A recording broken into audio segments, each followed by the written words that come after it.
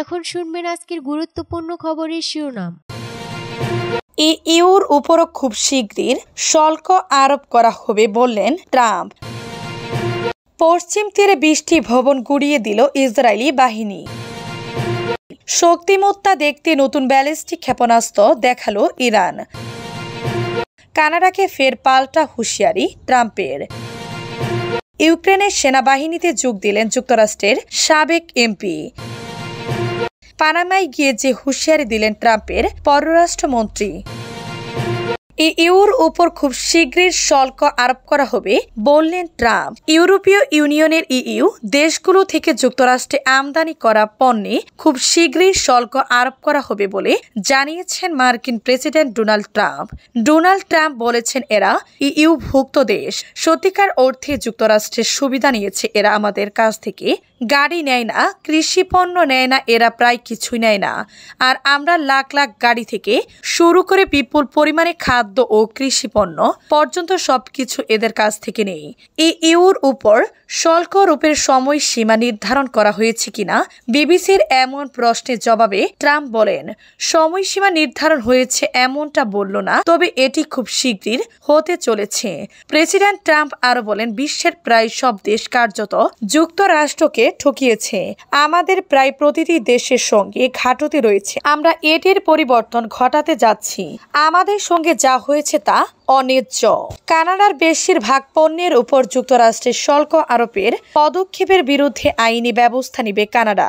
এরই মধ্যে কানাডার প্রধানমন্ত্রী জাস্টিন ট্রুডো মার্কিন পণ্যের উপর পাল্টা 25% শুল্ক আরোপের ঘোষণা দিয়েছেন। পশ্চিম তীরে 20টি ভবন গুড়িয়ে দিল ইসরায়েলি বাহিনী। অধিকৃত পশ্চিম তীরের জেনিন শরণার্থী শিবিরে বহু ভবন ধ্বংস করেছে ইসরায়েলি বাহিনী। এর আগে 73 বছর বয়সী এক ব্যক্তিকে হত্যা করে ইসরায়েল। ফিলিস্তিনের স্বাস্থ্য মন্ত্রণালয়ের বরাত দিয়ে এ তথ্য জানিয়েছে কাতার ভিত্তিক সংবাদ মাধ্যম আল জাজিরা। ইসরায়েলি সেনাবাহিনীর একজন মুখপাত্র বলেছেন, সোমবার জেনিনে 23টি ভবন গুড়িয়ে দেওয়া হয়েছে। এসব ভবনে সন্ত্রাসী স্থাপনা তৈরি ঠেকাতে ধ্বংস করা হয়। এছাড়া গত মাস জানুয়ারি থেকে পশ্চিম তীরে 50 ফিলিস্তিনি যোদ্ধাকে হত্যা করা হয়েছে বলে জানান এই কর্মকর্তা। আল জাজিরার করেসপন্ডেন্টরা জানান, বিস্ফোরণে একটি আবাসিক ব্লকে উড়িয়ে দেওয়া হয়। ফিলিস্তিনের নিউজ এজেন্সি ওয়াফা জানিয়েছে, বিস্ফোরণ এত বিকট ছিল আশেপাশের এবং পুরো শহর জুড়ে শব্দ শোনা গেছে। জেনিনের বাসিন্দা হাসান আল জাজিরাকে বলেছেন, বিস্ফোরণের শব্দ ছিল ভয়াবহ। হাসান ও জেনিনের বাসিন্দারা জানান, তারা গত 2 সপ্তাহ ধরে যুদ্ধের মুখোমুখি। শক্তিমত্তা দেখাতে নতুন ব্যালিস্টিক ক্ষেপণাস্ত্র দেখালো ইরান। ইরান রোববার একটি নতুন ব্যালিস্টিক ক্ষেপণাস্ত্র উন্মোচন করেছে। এটি প্রায় 1700 কিলোমিটার দূরের লক্ষ্য বস্তুতে আঘাত আনতে সক্ষম। রাজধানী তেহরানে একটি অনুষ্ঠানে দেশটির প্রেসিডেন্ট মাসুদ পেজেশকিয়ান নতুন এই ব্যালিস্টিক ক্ষেপণাস্ত্রের মোড়ক উন্মোচন করেন। ইরানের রাষ্ট্রীয় টেলিভিশনে নতুন ক্ষেপণাস্ত্রের কিছু ছবি প্রকাশ করা হয়েছে।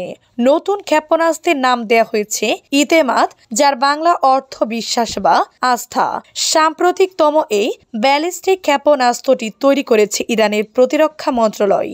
ইরানের ব্যালিস্টিক ক্ষেপণাস্ত্র কর্মসূচির অগ্রগতি নিয়ে সম্প্রতি পশ্চিমা দেশগুলোর উদ্বেগ বাড়ছে। তাদের অভিযোগ, তেহরান মধ্যপ্রাচ্যকে অস্থিতিশীল করেছে। নতুন ক্ষেপণাস্ত্র সহ ইরানের অন্যান্য ক্ষেপণাস্ত্র দেশটির প্রধান শত্রু ইসরায়েলকে আঘাত আনতে সক্ষম। গাজা যুদ্ধের জেরে গত বছর ইসরায়েলি 2 বার হামলা চালিয়েছে ইরান। রোববার টেলিভিশন বক্তৃতায় মাসুদ পেজেশকিয়ান বলেন, মহাকাশ প্রযুক্তি ও প্রতিরক্ষা সক্ষমতার উন্নতি লক্ষ্য হলো এটা নিশ্চিত করা যে কোনো দেশ ইরানের সীমান্তে আঘাত করতে সাহস করবে না।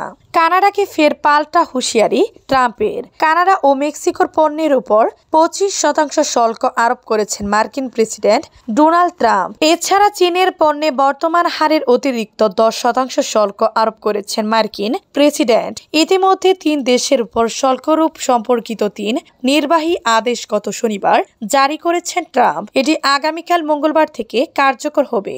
ট্রাম্পের এমন সিদ্ধান্তের বিরুদ্ধে পাল্টা ব্যবস্থা নেওয়ার ঘোষণা দিয়েছে মেক্সিকো মেক্সিকো, কানাডা। কানাডার প্রধানমন্ত্রী জাস্টিন ট্রুডো $155 মিলিয়ন সমমানের যুক্তরাষ্ট্রের পণ্যের উপর 25% শুল্ক আরোপের কথা জানিয়েছেন। এর মধ্যে $20 মিলিয়ন উপর কার্যকর হবে মঙ্গলবার থেকে, বাকিটা পরবর্তী 21 দিনের মধ্যে।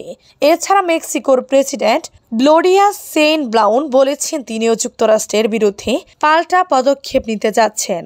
ধারণা করা হচ্ছে তিনিও যুক্তরাষ্ট্রের পণ্যে 25% শুল্ক আরোপের ঘোষণায় দিবেন। সোমবার 3 ফেব্রুয়ারি বিবিসি লাইভ প্রতিবেদনে বলা হয়েছে, ট্রুডোর এমন ঘোষণার পর বেজায় চটেছেন ডোনাল্ড ট্রাম্প। তিনি বলেছেন কানাডা প্রতিশোধ নিলে তিনি দেশটির উপর শুল্কের পরিমাণ আরো বাড়াবেন। ইউক্রেনের সেনাবাহিনীতে যোগ দিলেন যুক্তরাষ্ট্রের সাবেক এমপি। গত বছরে নির্বাচনে নিজের পার্লামেন্ট আসন হারানোর পর 55 বছর বয়সী সাবেক এক ব্রিটিশ আইন প্রণেতা ইউক্রেনের সামরিক বাহিনীতে যোগ দিয়েছেন। রোববার 2 ফেব্রুয়ারি ব্রিটিশ সংবাদ মাধ্যম দি ইন্ডিপেন্ডেন্ট এই খবর জানিয়েছে।